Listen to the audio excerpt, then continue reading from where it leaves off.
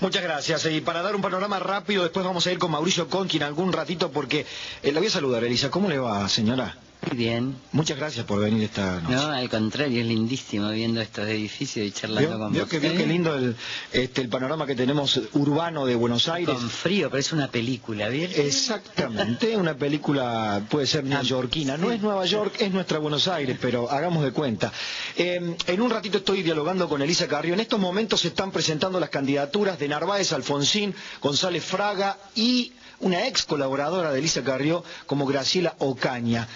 Han tenido sendas discusiones, severas discusiones en estas últimas horas, pero para dar un pantallazo general... Nosotras no, ¿eh? No, ya lo sé. Entre ellos, porque si no parece que tuvimos discusiones. Entre ellos. Pero, como dijimos, vamos a hacer... ¿Nos quedamos? ¿Se queda un rato? ¿Vamos a tomar un cafecito, Elisa?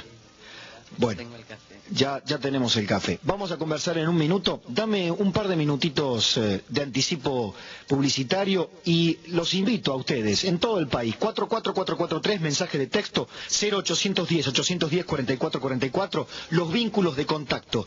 ¿Qué le quieren preguntar a Elisa Carrió? ¿Qué dudas tienen sobre la Argentina que se viene? Sobre estas fórmulas que ya están desplegadas rumbo a la primaria del 14 de agosto. No son pocas, claro. Los invito. Muchas gracias. Bueno, estamos dialogando de política un viernes por la noche con un panorama magnífico de Buenos Aires desde los estudios de Cadena 3. ¿Y cómo se siente, Elisa, en esta batalla electoral que tiene 8 fórmulas ya rumbo a octubre? La verdad, yo estoy tan feliz en lo personal y en lo político que nos corresponde a nosotros que te diría que estoy, no sé, tengo una infinita paz. Haber construido todo esto y que hoy podamos ofrecer la mejor gente que tenemos. Yo creo que tenemos los mejores equipos, la mejor gente, que hemos podido transitar 10 años en la misma lucha, con la misma coherencia. La integridad de nuestra gente es extraordinaria, lo reconoce todo el mundo, y eso es obra de un grupo que sin dinero, que confiando en las convicciones, en las integridades, casi sin nada, peleó por una nación distinta, que nosotros queremos ser, y que no nos deprimimos porque todavía no es, al contrario, forzamos y luchamos para que el pueblo comprenda que hay que vivir sin corrupción, porque la corrupción es la contracara de la pobreza, que vivir en los valores es también lograr el desarrollo, que podemos ser una gran nación toda de clase media, y que no podemos perder. Yo digo que no tiene sentido pensar que solo los mafiosos nos pueden gobernar, porque si no, nuestros hijos van a ser coimeros. Si hacen política van a ser mafiosos, si quieren obtener un título en la universidad van a tener que pagar, y así no se puede vivir. No sé si así algunos pueden tener dinero, seguramente sí, porque hay una oligarquía corrupta, pero no se puede vivir así, no se puede vivir sin ejemplos, no se puede vivir sin vivir. ¿Por qué la Argentina, por qué la sociedad no ha dado la oportunidad, no se ha dado la oportunidad a sí misma de entronizar o de elevar los valores y las ejemplaridades? ¿Porque no los hay? Digo, ¿no hay ejemplos o porque no son seleccionados? Porque muchísima gente ha hecho apuestas, pero los han traicionado, ¿no? La Alianza, por ejemplo, fue una apuesta. ¿Quién no creía realmente? Y yo creo que lo es en lo personal y no en lo político, Chacho Álvarez. ¿Quién pensaba que De la Rúa era un hombre honesto? Es decir, hubo ilusiones. Lo que no hubo es algo del orden de lo real. Entonces, yo le tengo mucho terror a la propaganda. Vieron que nosotros no hacemos propaganda, porque la propaganda puede vender productos y las personas que se venden no son eso. Entonces, después cuando ocupan el poder, traicionan porque son otra cosa. Y uno no puede decir todo, pero yo cuando veo la propaganda de algunos candidatos me muero de pena, porque le están mintiendo masivamente a las personas que creen en ellas y no saben que todo lo que hacen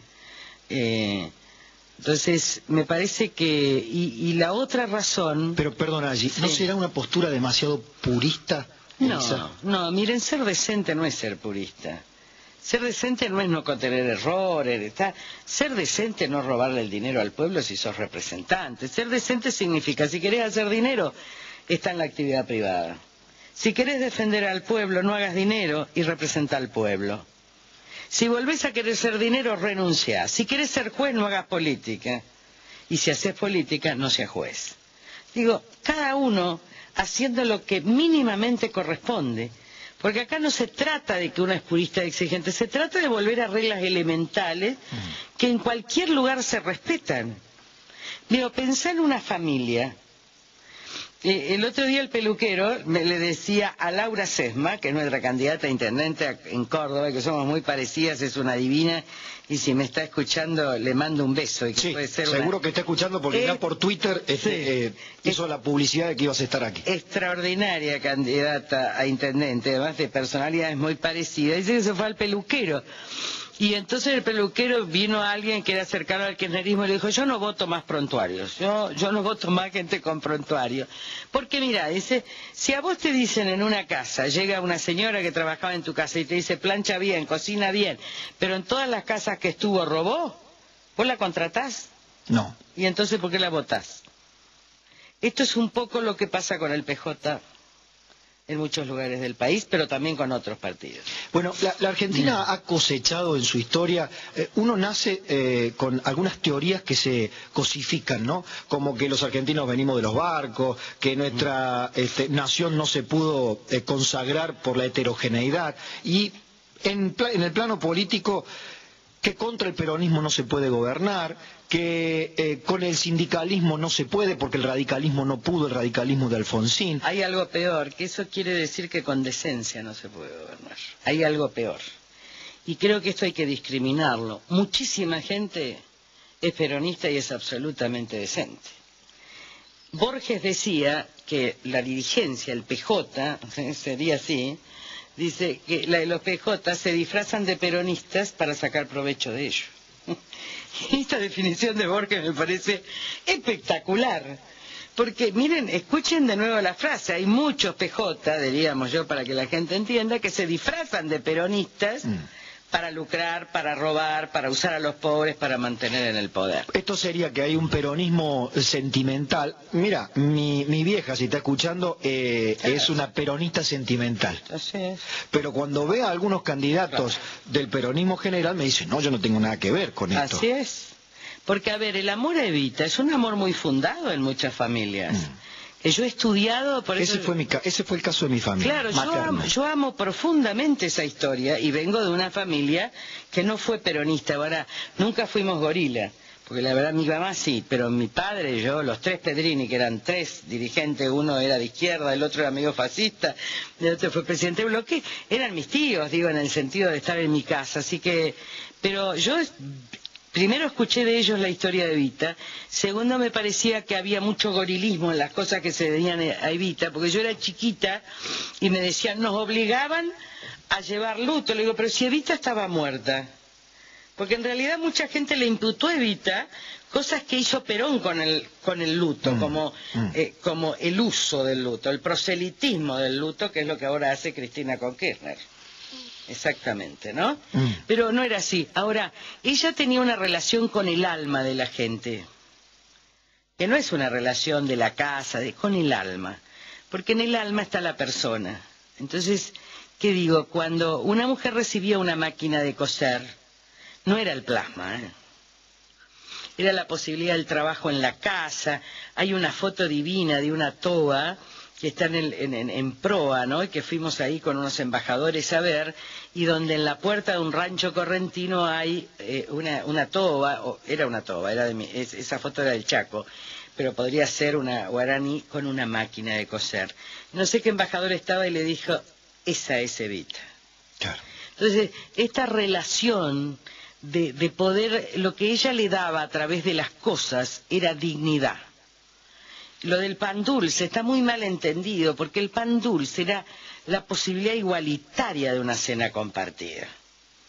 no es la chapa, ¿me seguís? Sí, claro. No es la mercadería. Entonces, yo hice muchos trabajos sobre, Vita era profesora de ciencia política, había una encarnadura del alma.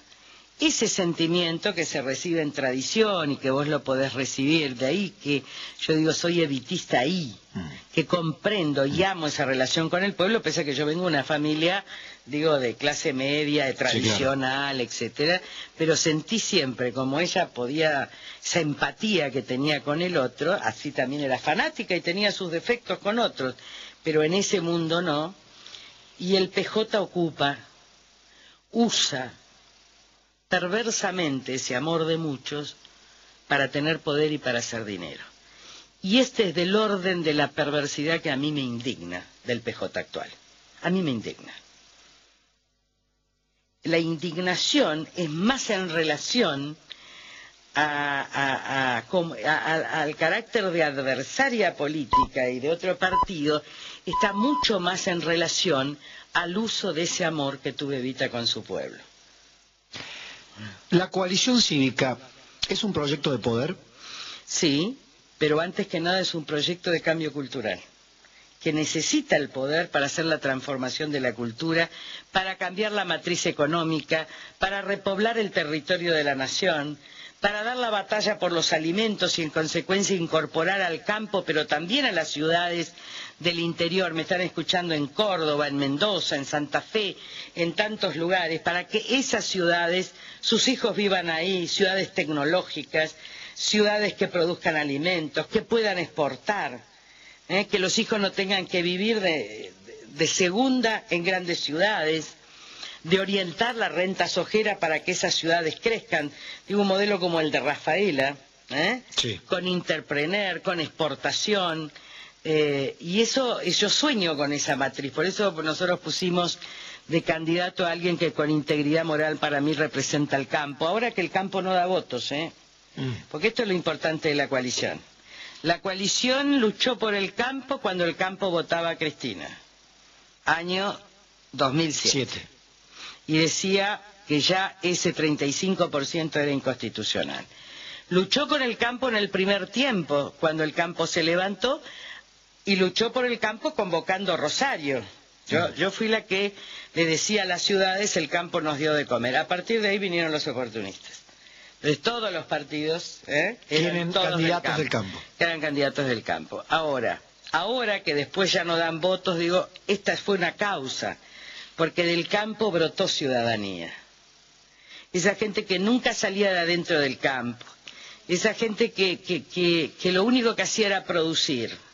Yo nací en el campo, yo lo siento, yo conozco, a mí me aman los chacareros, la chacarera, porque yo siento lo que es el amor a la tierra. Un día salieron, yo lo vi cuando empezó, venía de Córdoba, ¿te acordás que? No fue el día de la nieve, no, fue en marzo, yo había dado una conferencia en Córdoba, venía, y ya estaban todos los chacareros en el pavimento. Entonces, me parece que esa gran lucha hay que rescatarla. Me pasó lo mismo en una anécdota que exactamente me tocó dar una conferencia justo en el 2008 en Rafaela y me encontraba con muchos jóvenes que me decían, no escuchaba radio y no hacía política ni me interesaba la política, pero de pronto nos obligaron a que nos interese la política. ¿Y qué hacemos ahora? Jóvenes capacitados, jóvenes con estudios universitarios montados en esos grandes, esas cosechadoras que parecen ómnibles. Claro, con toda la tecnología, tienen internet, tienen redes sociales. Impresionante. Están comunicados con el mundo. Sí. Digo, ustedes, pensaba, ya transpusieron la tranquera. No pueden volver nunca más tranqueras adentro. Así es. Pero en todo sentido, voten a quien voten, pero con participación. Bueno, la cantidad de gente que tiene la coalición cívica en provincia de Buenos Aires, porque una cosa es Mario Llambía que expresa esa dignidad, no lo hubiéramos ofrecido a cualquiera, lo seguimos. Yo lo trabajé a Mario como a Toti Flores, ¿vieron? Porque sí. Toti Flores, que es nuestro candidato a senador en Buenos Aires, es el único del movimiento desocupado que se negó por dignidad a recibir los planes sociales. Lo voy a plantear este término. Es muy difícil el casting de la coalición cívica. Sí, es difícil. O sea, el casting de Elisa Carrió es muy difícil. No, pero más difícil es convencer a esta gente tan íntegra que tenemos que limpiar la casa. Y cuando se deciden, no sabes, con Totti estuvo 1 año, con Yambías 2 años, el más duro de todo fue Yambías, porque esa gente puede representar en el Parlamento, tiene que estar sentada, tiene que ser la voz de los otros. A mí me tocó ser voz de todos. Y quizás yo seguramente pueda ser presidente y la sociedad esta vez me dé la confianza para 4 años, pero después yo no voy a estar. Entonces es preciso que en el Parlamento estén las voces que encarnan la dignidad de una nación, porque ellos no van a votar cualquier cosa. Y si yo soy presidente, siempre digo, miren, yo soy una garantía siendo presidente, porque nunca podría hacer votar lo que yo nunca voté. Y eso también ya es el mayor freno y limitación al poder si yo soy presidente. Ahora, por un minuto, bajamos al pragmatismo periodístico más llano. Hay 8 fórmulas. Sí. Los encuestadores, los pagos y los otros. Los analistas pro oficialismo y los otros dicen: si hoy fueran las elecciones, Cristina Kirchner ganaría en primera vuelta y la fragmentación de la oposición conspira contra una alternativa en octubre. El dato es falso. Primero porque hay primarias en agosto. Primero porque la elección no es hoy. Es como si vos hoy estuvieras de novio. Sacaste que estás casado, ¿no? Tenés 20 años y estás de novio. Entonces viene un encuestador y te pregunta: si hoy te tuvieras que casar, ¿con quién te casarías? Ah, no. Y vos contestás con la novia que estás. Sí, claro. Y seguramente a la semana cambiaste de novia. En consecuencia, la pregunta es falsa. Por eso los encuestadores y el análisis, cuando uno estudia en la universidad de encuestas, se dice que nunca puede haber encuestas hechas sobre fundamentos o hechos o supuestos falsos. Porque entonces es una encuesta especulativa, y una encuesta especulativa no es una encuesta. Una encuesta dice por quién va a votar el 14 de octubre, y ahí te contesta el 50% no sé. Segundo, esa dispersión de 8 candidatos, que en realidad son 5, no son 8, sí, y que es muy poco, porque en el 2007 eran 14, sí, y 3 concentramos el 90%, así que es muy poco, va a decantar en una elección no obligatoria, que no es la elección presidencial, en agosto. Con lo cual de ahí van a quedar 3. De ahí quedan 3. Con la primera derrota presidencial, porque la mayoría del país va a votar en contra del gobierno. Con lo cual el gobierno no llegaría al 45 o al 40 que está esperando en esa primaria. No, y si llega al 45, ¿qué hay? Si el otro puede sacar, uno de ellos puede sacar un 30 y después sacar un 60. Está claro, no altera nada. Primero que no saca eso. Entonces, ¿usted coincide que el segundo, mejor dicho, el segundo en la general de la primaria o el primero de la oposición? De los dos. A ver, a mí me da la impresión de que de los 2 primeros de la oposición. Porque vos podés salir primero Duhalde y el segundo de la oposición, en consecuencia, tener más votos que Duhalde. ¿Está? Sí. Son los 3. De 5, de 8, son 3 competitivos. Y 3 es el número ideal para eventualmente la balotage o para que un candidato opositor gane en primera vuelta.